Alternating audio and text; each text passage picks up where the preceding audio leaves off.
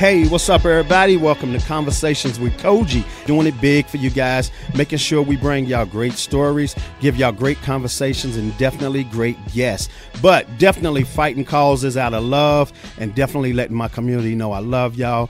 All the people around the world who's tuned in, much love to you guys. Thank you for the support. Hey, hit me up on Facebook. Let's make sure that we keep this movement going. Hey, title of the show today, I've Been Falsely Accused, Part 4. Y'all know this is something that's dear to my heart. Y'all know that I got so much love for these guys and women who've been put away with no evidence. They've been put away just on somebody saying, yes, that's them. Now, come on. And you know what? Let me tell you something. It hurts to have a friend that you care about to lie on you. Now, imagine somebody lying on you and ending your whole life. You know what I'm saying? So today we definitely want to talk about that. We're going to bring a lot of stuff to the forefront. We're going to hit with some issues that's going to blow you guys away. Y'all going to hear some stories today that ain't dreams. These are true stories. These are things that you might dream about, and it'll wake you up right out of your sleep and have you like, oh, my God. You know what I'm saying?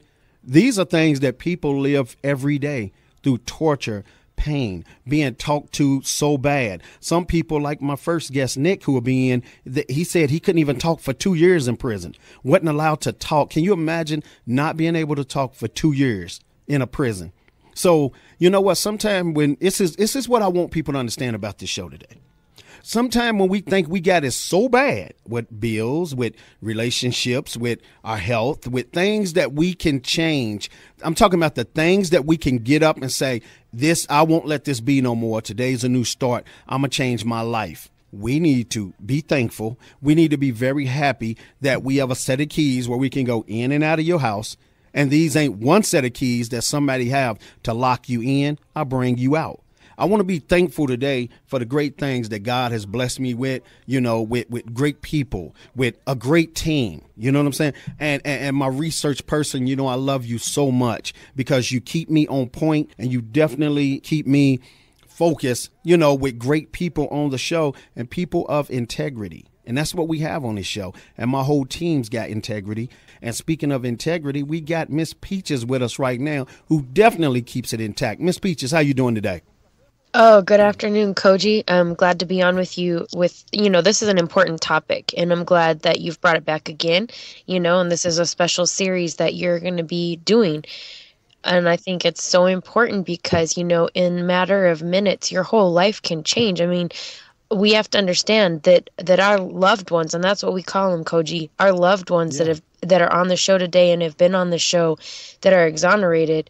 1 minute they're living their life and the next minute the whole world is against them and they've done nothing wrong. You know what? You definitely right about that. And we got another co-host who will be in with us soon, Mr. Maurice Caldwell.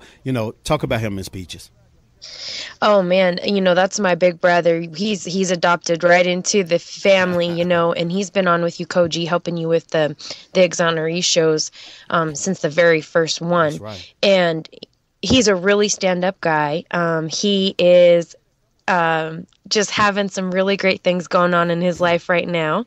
And I'm so happy to hear it because, he was locked down for 27 years and, completely falsely accused. And it took a long time for him to be able to prove his innocence and be able to get out. So for him to come out, forgive, first of all, right, and not be angry. I think that's such a huge thing. And one thing I want our listeners to realize is that all of our exonerees are coming from a place of love. Now, could I feel the same way if I went through what they went through? I don't know, Cogee.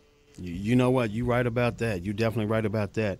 You know what? Let me tell you something I respected last night. Me and Nick Yarris, we had a long talk on the phone. He's a good brother. And he's another one I adopted into the family. He's my big brother. You know what I'm saying? Nick. And he broke it down to me. He said, I said, Nick, he said, Cogee, thank you for, bringing me on the show. I feel honored. I said, no, I feel honored. But what you don't understand is when I contacted Maurice Caldwell, you was one of the first people that I wanted to be on the show. And you know what he said? You know what he said to me, Ms. Peaches? He was locked down a long time. Right. A long time and went through a lot. But, Ms. Peaches, you know what he said to me? He said that? the reason why I didn't come on your show the first time because I was negative, I was bitter, and I was angry. And I had checked you out, and I noticed all your shows was nice, they was positive, and I wasn't about to douse your show with hate and anger. Now, how much respect can I have for this guy that he had enough respect for me not to come on my show and just burn it down with anger? You get what I'm saying? Oh, a lot of respect. I mean, that just shows who he is, you know, his soul. So I'm glad that he's able to be out of that place, because I know that wasn't a good space for him to be stuck in. So for him to be on your show, Cogee, that tells us, you know what, he's not there anymore. I'm sure it's still a battle, but he's moving forward, you know, and he's a positive guy and he's doing positive things. So I'm so excited for him to be on the show with us today. You know what? You're definitely right. And I can't wait for him to come in. I'm waiting for him to come in right now. He had already told me he had a meeting to take care of, but he will be coming in. So, you know, we got a few minutes. But I got another special guest in today with me. Uncle Drew is in with me today. Uncle Drew is a veteran. And let me tell you something, y'all. When I talk about when I speak on integrity again and dedication, he's a veteran right now who supports great things and who supports what's real and what's needed in this world. And he ain't for the BS. He's for the real. But the thing about it is, he caught the bus down here. Now, that shows that, you know what I'm saying, he really truly believes in what I'm doing. He believes in the movement, but most of all, he believes in honor. Uncle Drew, how you doing today? Exactly, Cogee. Thank you very much, man. It's like an honor to be here because of the fact of the man that I saw that you are when I first met you. Peaches, how you doing? I'm good. How are you today? I don't know where you are. You're not here, but you're somewhere out there, and you sound sweet. Go ahead. Miss Peaches, she's talking to you. Come back to me. Oh, I'm glad you're with us today. And thank you for, man, you really, you know what, that just shows true love and dedication. You jumping on the bus and being there with Cogee to do your thing and be supportive of these guys, you know, because they do need all the support they can get. When everybody hears their stories, Uncle Drew, you guys' mouths are going to fall open, you know. They didn't get treated right being put in there, and they certainly are not being treated right once they were released and living. Exactly. Now they're treated worse than people who did commit a crime and you know, and let out. So that's the shame of it, that people turn to believe the fact that they were guilty just hearing about it. Just like when the show started, we were talking about witnesses that pointed their finger, and then these people that are sitting in the jury and people looking at it are just taking their word for it when all they did was tried to come up with an answer and jump the gun, sort of, you know, so to speak. Try to get somebody like I call it witches on a witch hunt is what I call it. Definitely, you're right about that. And you know what, Miss Peaches? I think when you got quiet, hey Drew, I think Miss Peaches was still waiting on some more compliments from you. You know what? It kind of cut out, and I wasn't able to hear him. So thank you for the compliment that I didn't get to hear. I'll catch it later. It's always there. It's always waiting. But I just want to say today is a very special show, everybody. It ain't about me. It's about we. And that's how I feel about this situation. It takes us to be a movement more than it takes one man. One man can't be a movement. One man can set up the movement. One man can set things up and structure things to be a force. But it still takes that power behind any one man or any one woman to be great. And let me tell you something. In this fight, everybody can be great. This is a no color line show with love, and that's the way we're going to bring it. So I want y'all to definitely get ready, set back, get your pens and paper ready, because it's a new day, baby. For every one of these exonerees that's out, it's a new day. So much love to you guys, and to all y'all family members who's in there going through it. Hey, it's a new day. Tell them keep their head up. That's why I do this show, and we're going to make it happen. We'll be right back. Much love, guys.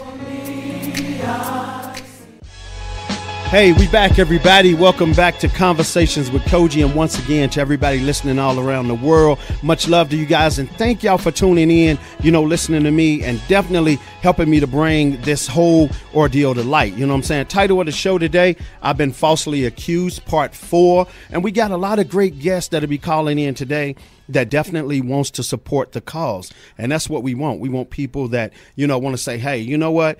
I might can't give money, but I got other routes that I can go to help the exonerees, to help the families, to help people move forward. And that's what it's about today. You know what? Let me go to Uncle Drew real quick. Drew, how important is it to do whatever you can do for somebody, man? And it ain't always about money sometimes. No, that's why we're here. I met a gentleman in California, and he was a neighbor of my mom, and this is in Yucaipa, California. One day I needed help from him, and he said, okay. And I was surprised that one day I needed help from him again and use his truck to do something. And I noticed there was a flat tire on his truck, and I thought he was going to make an excuse up and tell me that he couldn't allow me to borrow it again to help me. But eventually he goes, just use my car. So he gave me his car with power windows, his family car, the car that he used every day to do, basic day-to-day stuff, to grocery shop and do everything he had to do. So now his truck's broken now, but he let me use his car. So he was there at his house stuck without a vehicle. And I was surprised that he was that kind, but I asked him one day and I thanked him, and he goes, that's why we're here. That's right. Why we're on this earth. That's right. To help each other. If God wanted to create Adam and Eve and stop right there, no, it's an extension of what God created, and we're an extension of what we need to do as people to create this family of kindness that we have. And then there's the other side of the fence, where people go out there and they cause harm, and they hurt other people, and that's the way life is. But it's not intended for it to be that way. That's right. We are here to love one another, just like it says in the Bible. And it says in a lot of material that we read, when somebody puts their heart out there, they're talking about love, and that's why we're here. You know what? You're definitely right about that. And, that's why I do this show, and I've been doing it very strong, making sure that, we can make this happen. I've been bringing through great guests. I've been having people to join on with me that then just blew me away. You know what I'm saying? Definitely. But my man, Nick Yarris is in right now. He's ready to come in a second. But we're going to play a little clip for y'all real quick so y'all can kind of get a glimpse of this man's heart and what he's about. And like I said, he's a great guy. I want y'all to open y'all's hearts. I want y'all to open y'all's ears. I want everybody around the world to get pens and papers. Turn your radios up. You know what I'm saying? Definitely get ready to hear something great. And all this great information we're going to give y'all, and y'all know what I say. The life you save one day might be your own or one of your family members or a close friend. But the good thing about Conversations with Cogee, you're going to have that information. If you listen, use it, you'll move forward. Here's my man, Nick. Here's a clip, and we'll be right back in with Nick. I was convicted and sentenced to die for murder and rape in 1982, and I spent 23 years on death row in solitary confinement. And I was just released 32 days ago. I grew up in that house right there for the first 7 years of my life. Some of my fondest childhood memories are right underneath that green awning. And now I walk by and I'm Ebenezer, walking around, a ghost of my own life. Oh, man. Could you imagine being accused of the worst thing you could imagine? Be sent to a prison up in Huntington, Pennsylvania that was condemned by the United Nations for its practices of torture. And then be told you're not allowed to speak. That's true. For the first 2 years, I wasn't allowed to talk. I remember when I first got out of prison, how loud the world was. I mean, oh my God. I would hear the tires on the cars of the street. I wouldn't hear the engines and the horn. I would hear the tires. It would be so loud. And I was amazed by the smell of what the world was, because I had been breathing refiltered air for 20-some years. It's strange. I suffered. My sinuses and my face was killing me because I was allergic to fresh air. It was hurting me to breathe. It's strange. You know when someone says something to you and they say, you're wrong, and you know the truth, and it gives you that incredible sense of peace, because whatever they said, it doesn't matter. That was my greatest strength. They could do whatever they wanted to me. I'm one of the strongest human beings ever created. I know that now. And I say that without an ounce of ego because I paid for it. And now, back to Conversations with Cogee.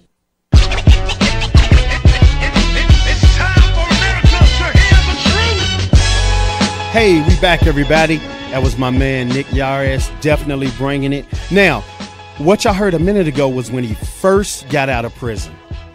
Did you hear all the things that he said he went through? Did you hear how, when he got out, what he said about the noise, the smell, everything? That's somebody that was stripped away from life altogether. When you forget, different smell. I mean, when smells hurt you, when things sound so loud, none of us are supposed to live behind bars. We're supposed to live free. So, Miss Peaches, roll the red carpet for him, and I'm going to bring him in. Okay, we have Nick Yarris. On December 16th, 1981, a young sales associate from the Tri-State Mall in Pennsylvania was abducted in her car after her shift ended. When she did not arrive at home, hours after she was due, her husband called the police. Investigators quickly located her yellow Chrysler Cordoba abandoned on a roadway in Chichester, Pennsylvania. The following day, the victim's body was found beaten, stabbed, and raped in a church parking lot 1.5 miles away from her car. Newly fallen snow covered her body. She was still clothed, but the murderer had cut open her thick winter clothing to commit the sexual assault. The police determined that she had bled to death from multiple stab wounds in her chest. Biological materials, including sperm samples and fingernail scrapings, were collected from the victim's body. Police also collected gloves believed to have been left by the perpetrator from the victim's car. The biological evidence collected from the crime scenes would prove to be pivotal in the years to come. 4 days after the discovery of the body, police stopped Nicholas Yarris on a Pennsylvania roadway for a traffic violation. The routine stop escalated into a violent confrontation between Yarris and the patrolman and ended in Yarris's arrest for attempted murder of a police officer. While in custody for this offense, Yarris ended up being convicted of murder, rape, and abduction, and he was sentenced to death. Still, Yarris proclaimed his innocence, leading to a long struggle for DNA testing of the crime scene evidence. In 1989, he became one of Pennsylvania's first death row inmates to demand post-conviction DNA testing to prove his innocence. Successive rounds of DNA testing of various pieces of evidence followed throughout the 1990s. All failed to produce conclusive results. With hope waning, a breakthrough occurred in 2003 when Dr. Edward Blake conducted a final round of testing on the gloves found in the victim's car, fingernail scrapings from the victim, and the remaining spermatozoa obtained from the deceased underpants. Significantly, the profiles obtained from the gloves and the spermatozoa evidence appeared to originate from the same person. On July 2, 2003, Nicholas Yarris was excluded from all biological material connected with this crime. On September 3, 2003, based on Dr. Blake's results, the court vacated Yarris's conviction, and he became the 140th person in the United States to be exonerated by post-conviction DNA testing, the 13th DNA exoneration from death row. Due, however, to a 1985 conviction for escape with connected charges in Florida, Yarris still had a 30-year sentence on his record, and he remained in jail. On January 15, 2004, Florida reduced his sentence to 17 years time served and granted his release. The following day, Nicholas Yarris was finally freed from a Pennsylvania prison after spending over 21 years behind bars for a crime that he did not commit. So we would like to welcome Mr. Nicholas Yarris and continue his amazing story. Wow, that is very gracious. My man Nick, how you doing, sir? That is extremely gracious, and I would like to thank both you for a wonderful presentation leading up to my introduction. That was wonderful. And you know what? We do appreciate you, and Miss Peaches does a great job bringing people in. Yes, ma'am. That was very, very well done, and I'd like to say thank you to anyone spending their time today, even sharing their time with us and giving their moment just to listen to what we have to say today. It is so gracious of everyone just to tune in for a minute and take the world and just shut it down. That's right. You know what? Hold on, Nick, before we move further, you know what I'm saying? We got another person who's my co-host, Mr. Maurice Caldwell. He just came in right now. Maurice, how you doing today? Oh, man, I'm doing good. Just got back from the city, man. How y'all doing, man? Oh, we blessed, man. How you doing, Maurice? Nice to hear from you. Oh, I'm all right, man. It's an honor to be hearing from you, man, and to know you out here as well, man.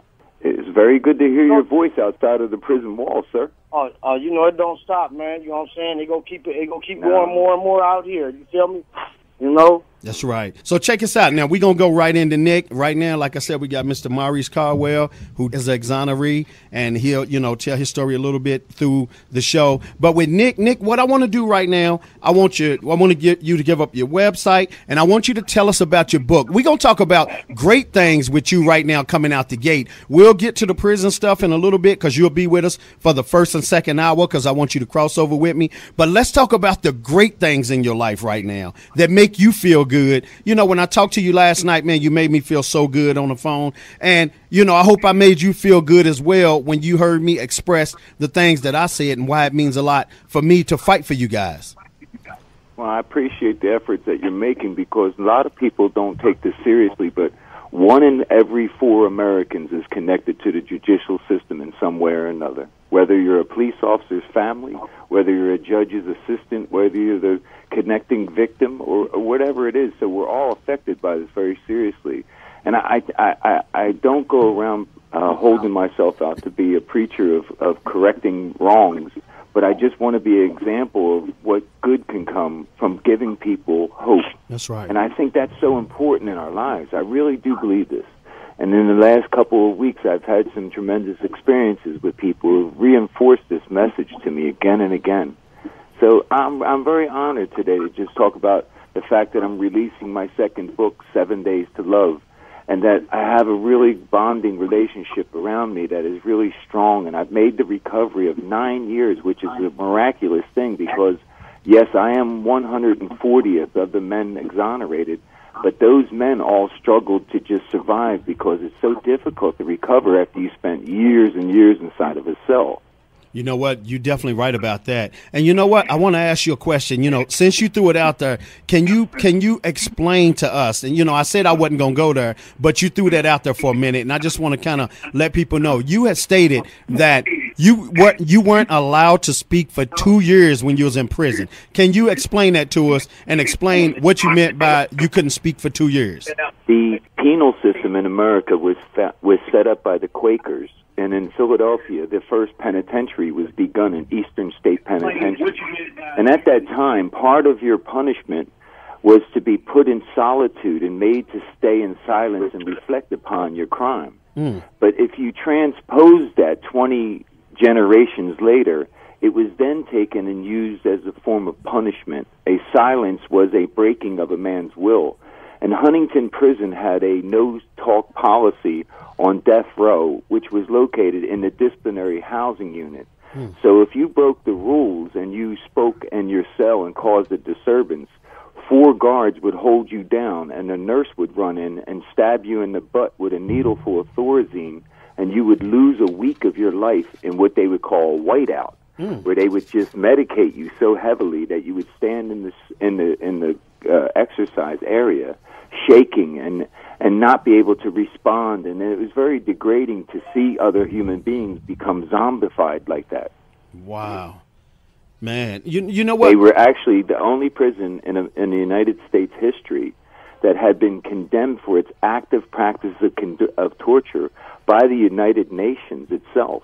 This is a historical feat because they had to do away with torture devices where they built a cell out of glass brick. And so they would put you in the cell and they would keep you awake for days on end until you had a snap where your brain just shut down because you couldn't hear anything but this droning noise of a vacuum where they put a fan in front of the cell because it was all glass. And they would just pump air in on you and they would leave the door open and torture you for days. And the United Nations finally put a stop to them and made them take the cells out of there. But I was actually housed in the unit for 12 years. The average rate of survival for a human being on that unit was only 5. Most men succumbed to their own hand. A lot of men died from illness, It was very, very degrading, my first 12 years of prison. Wow. You know what, Nick? Do this. Take us back to the traffic stop when they said you had the altercation with the cop. And I know you did, because I think I would have too. To be accused of something like that, and all I'm doing is going home or going to whatever destination I'm going to, and you pull me over and change my life? Unfortunately, Cogee, it was a lot worse than that, because I bear a lot of responsibility for being a criminal and a drug addict at the young age of 20. Okay. I'm sorry, but my life was destroyed because of the things that happened to me in childhood. Oh, okay. And because of that, I did the thing that a lot of young people do. They try and wreck their own lives through alcohol and drugs because of the pain and anger within themselves that they hate. Right. And I was a good reflection of that. And I was driving a stolen car. I was pulled over by a police officer, and I have a brain disorder from having been assaulted as a young child and having my head bashed in with a rock, where I couldn't respond to the police officer. Oh, okay. So when he extracted me from the vehicle, I began flailing, and he put his forearm against my throat. And unfortunately, we then started struggling. It went on and on. He pulled out his stick, and I took it out of his hand, but I couldn't stop the motion of what was happening. And within a 30-second period of my life, the officer pulled out his gun, and I grabbed his wrist, and the gun went off at the ground. We both stopped at that point, and he put me in the vehicle, and I just sat there. And the next few minutes of my life then changed. The officer took a moment, got into the front seat of the vehicle, composed himself, picked up the radio, and then started shouting, "Help, help, I'm under attack, officer assist, shots fired," as if the attack was still going on, as if he was in duress and he needed assistance. Right. The police then responded in full force, drugged me from his vehicle, and he told them a completely different story. He said that when he pulled me over, I ran back to his vehicle, overpowered him, took the gun from him, pistol whipped him, put him to the back of his car where he overpowered me and took the gun from me, not before I tried to shoot him in the forehead with the gun. He sustained no injuries on his body whatsoever other than a 3-inch scratch on his wrist. He then proceeded to tell the police that were there on the scene that I attempted to kill him, kidnap him, and that I was a dangerous person. They took me to prison. They charged me with kidnapping of Benjamin Wright, a Chester, Pennsylvania police officer who 7 years later would be fired from the force for being a drug enforcer. He would then die of drug and alcohol-related illness. It was a very terrible life for the man, and I actually have empathy for him because he ended up living the life that I began when we met. And it's a strange coincidence that drugs played that role in that manner. Right. Anyway, back to the story. I was thrown into the Delaware County detention facility, and I was charged with attempted murder of a police officer in December of 1981. I went through drug withdrawals, and I was left in a cell for days with this newspaper that tormented me because on the front page was about the murder of Linda Mae Craig. And as everyone noticed, I was charged for that because I went forward with this silly, stupid notion that I could help myself from these original lies by telling a lie myself. And in my desperation, I told a story to the police that I knew about this murder, and I blamed it on a drug addict who I thought had died of a drug overdose. But they found out I was lying. When they found out I was lying, they then said, "You must be the murderer." So they put a prisoner named Charles Catalino in the cell next to me for one night. Charles Michael Catalino had burglarized the Delaware County District Attorney's home. He was facing 20 years in prison for the burglary of the prosecutor's home, in which he abused the pets of the owner, he abused their property and everything. It was a very degrading act that he had committed, and he knew he was going to prison. Right. He made a deal with the police that he would go into the cell next to me and say that I confessed to him that I believed that my blood would be found at the crime scene. This was very important to the criminal investigation because the police had only serology at that time in 1981 to identify people, and B-positive blood was found at the crime scene. And God forbid, I am B-positive blood as well. So is 15% of the population in America, but it didn't matter. It was the one link that they needed. So Charles Catalino said that I confessed to the murder and rape of Linda Mae Craig, and then they charged me on that alone. There was no other evidence but that. I went to trial for the original charges against Benjamin Wright in 1982, in April. And for those charges, it was my word against his, and the trial only lasted 2 days.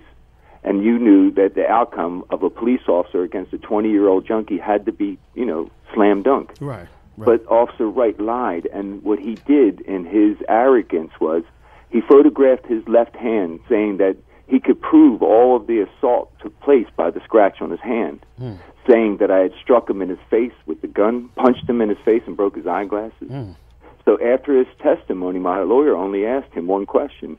If he had a scratch on his hand from the gun, why didn't he photograph his face where he had been battered? And the officer said that he was too good-looking of a man to basically photograph his face in that kind of manner. The jury took 20 minutes to acquit me of all charges, and that is what made me go to death row right there. When the prosecutor lost that first case, his name is Barry Gross. He went on to become a federal prosecutor because he turned around the very next week after that first loss, in which the newspapers made folly of him, and they questioned whether or not the jury should have been told I was already charged with Mrs. Craig's murder to, in fact, make me more guilty for the original charges I faced at my first trial. So, unfortunately, they then turned around and let Barry Gross and Judge Robert F. Kelly seek the death penalty against me for the very first time in the case, even though all along to that point they'd never sought the death penalty. But Barry Gross decided to seek the death penalty, in his words, because he was really struck by the victim's suffering during the murder.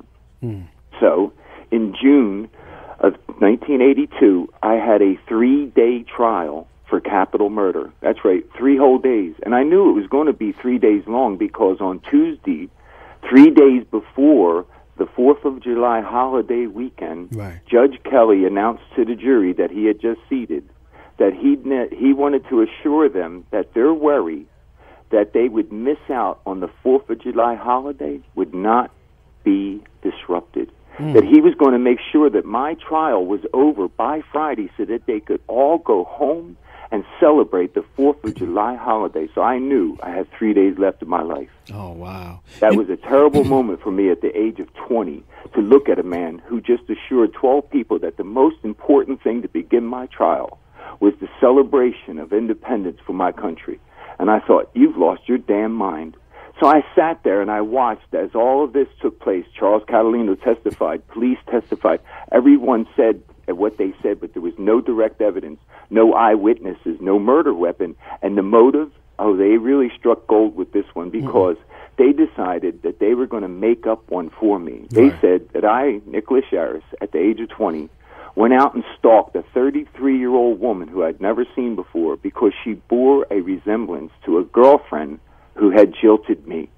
And that was a lie that condemned me because it made me then subject to all of the psychological attacks of someone who is mentally deranged. And that is a terrible, frightening thing for women.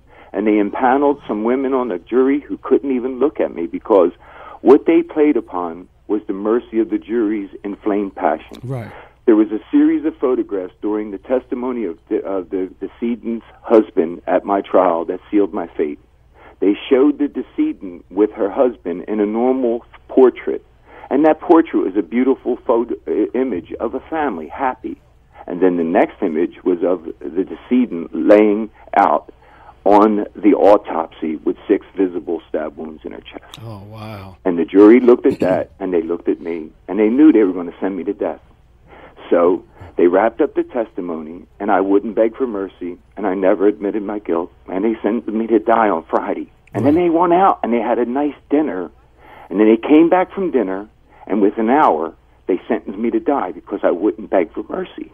Oh, wow. So as I was being led out of the courtroom, members of the community made sizzling noises, saying that they were going to cook their barbecue that weekend, like my flesh would be cooked in the electric chair when I was dead. And I looked them all in the face, and I told Judge Kelly to go to hell. And it's a mistake I made because it's the one ineloquent moment I made in my life. But I wish I could have taken back because I wanted to represent my family with dignity at a moment when they had stripped so much from them. See, because the most degrading moment for a family, especially a female sibling that my sister was in the courtroom, and they convicted me of murder, it hurt. But when she heard me be convicted of rape, she knew what happened to rapists in prison. That's right. She knew I was going to be tortured. Right. And so for that really took away from my family a lot of things. Now, I apologize for the emotion of my voice, and I will get on with this. I'm affected somewhat to this. But no, please, Cogee, it's okay. I've done this enough that it is cathartic, and I enjoy this because people need to understand where humanity comes from. And I'll tell you where it comes from. I watched my father struggle to hold a family together. And from that example, I became a good man, because it is important in life to represent those who make a bigger struggle, to do the things that keep the people around you happy. That's right. And for that, I found so much strength that I educated myself, and I grew, and I read thousands of books, and I put myself through university while in prison on death row. Right. I made every effort to grow and strive, because then I started to empower myself. I could take on the notion of understanding all these things. And from that effort, God blessed me. I met a woman in prison who stood by my side for 10 years while I fought for DNA testing. I was the very first prisoner on death row in the United States in 1988 to ask for DNA testing. And it took 15 agonizing years because they knew I was innocent. So they made an effort to destroy the evidence. And it went on, and I can go into detail, but it would take too much. But the point is, every effort they made failed because they, in the end, left themselves with the, the inexcusable, the unredeemable laugh of everyone who has been led to the folly that they hold up some image of evil, convict them, send them to death, and then we're all safe that night. And that's what they've been left with for the 140th time, the 150th time. And that's the shame of what goes on. So from all of that came my efforts to get DNA that failed. And then I was sick with hepatitis in 2002. And I realized that I had lost this beautiful person I had made myself into. So I wrote a letter to James Yarris, the president judge in Philadelphia, who is the federal court judge who was handling my appeal in 2002. And I asked to be executed for a crime I didn't do. And I'm not ashamed of that, because I would have rather had the dignity of dying with that peace of knowing that I stopped my own suffering from an illness that was robbing me of this person that I was, than to let someone steal that from me by making me angry. And I was proud of that. So I took that notion that if I stood tall and had myself done away with at my own decision, I stole from them the ability to murder someone who did no wrong. Wow. And from that, I was given one more blessing, because James Yarris ordered DNA testing to be done one last time. Right. And the killer's gloves that had sat in a clerk's desk for 15 years yielded DNA testing results that proved me innocent. But then they made it go on from there all the way to 2003 in July, when further DNA testing then proved sperm found on the crime scene didn't match me, and it also matched the killer's gloves left at the crime scene. Further DNA from a second possible female was found on this evidence, and that chills me to say, because this man could have killed others. And then further, they found DNA under the victim's fingernails, and she had attacked her attacker and gotten it from there as well. These three results meant nothing, because as Jay read out in the thing, they still took another 8 months to let me go, because they were afraid of me. Right. In fact, they took me off of death row at that point, put me into a mental cell where they stripped me of everything and told me that they didn't trust me not to attack them, because they had done so many degrading things to me, and Nick, I thanked them. Wait a minute, Nick. Wait a minute. 1 second. I want you to remember your story. Write it down where you left off, because we're down to 1 minute, and we're going to have to go into the next hour. And I'm going to have you to cross over so you can finish, and then our next guest will be coming in too. But, Nick, tell people about your book and where they can find it real quick.